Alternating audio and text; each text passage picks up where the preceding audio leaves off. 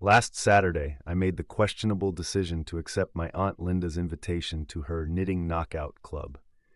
She's always been a bit competitive. She once tried to outbake a Girl Scout. But knitting? How cutthroat could that possibly get? I showed up with a ball of yarn and some borrowed needles, expecting a cozy afternoon of gossip and scarves, maybe a heated debate over cable knit patterns at worst. Instead, I walked into a living room that looked more like the set of an extreme sports event, except the only padding was made of merino wool. Things got weird pretty quickly.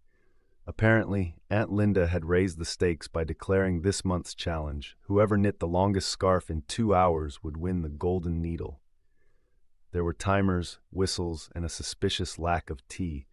Everyone was sipping protein shakes, psyching themselves up.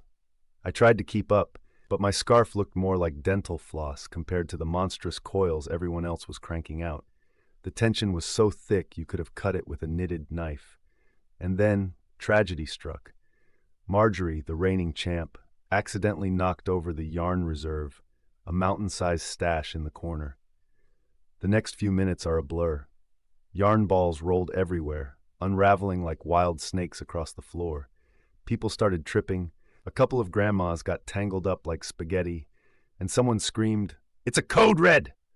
before disappearing beneath a pink mohair tidal wave.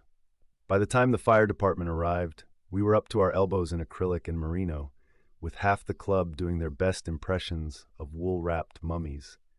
The firefighters looked genuinely confused.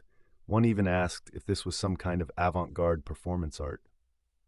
After everyone was safely extracted, Aunt Linda tried to play it cool, but the fire chief gave us a stern lecture on yarn safety protocols. I guess they don't teach you that in home ec. On the bright side, when my mom later asked how the club went, I told her it was a real threat emergency, and you could say we were all pretty tightly wound.